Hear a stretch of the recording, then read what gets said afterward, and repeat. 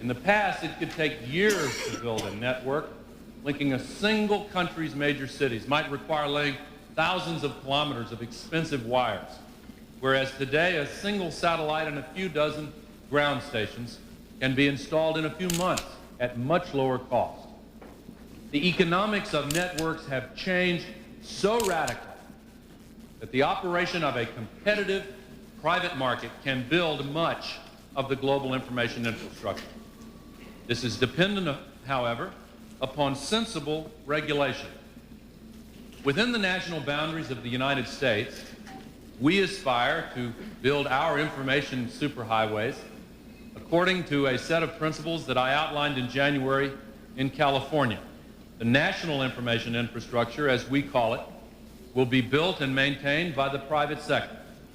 It will be connected together in a giant network of networks, providing telephone and interactive digital video to almost every American.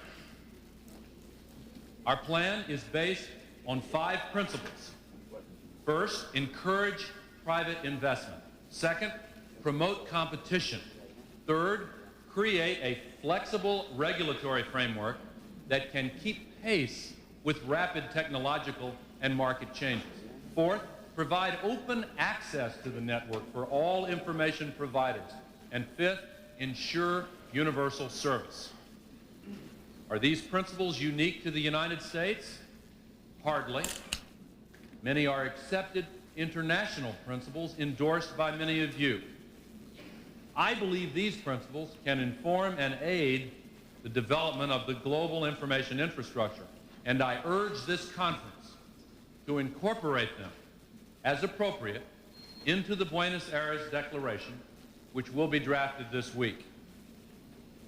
Let me elaborate briefly on these principles. First, we propose that private investment and competition be the foundation for development of the GII. In the United States, we are in the process of opening our communications markets to all domestic private participants.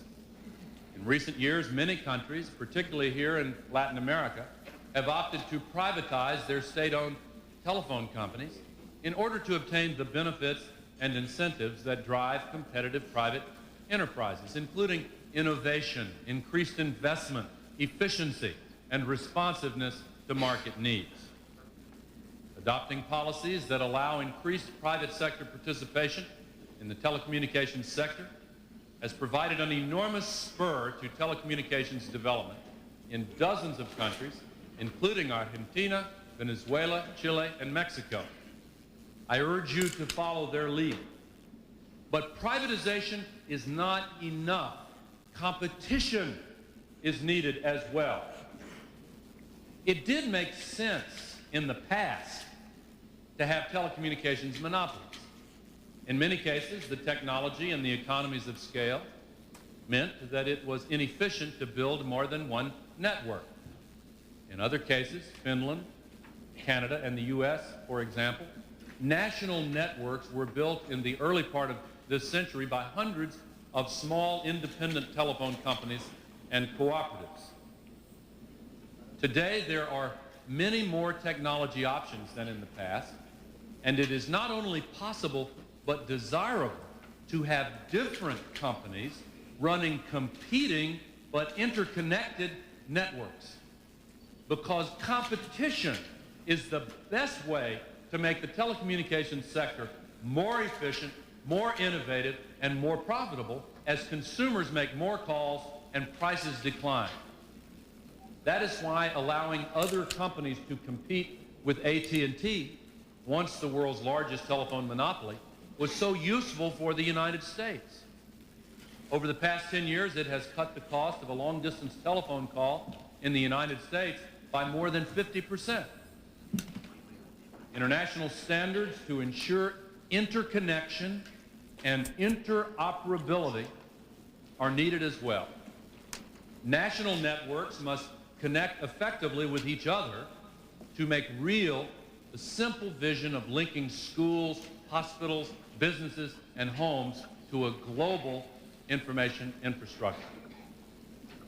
Hand in hand with the need for private investment and competition, is the necessity of appropriate and flexible regulations developed by an authoritative regulatory body.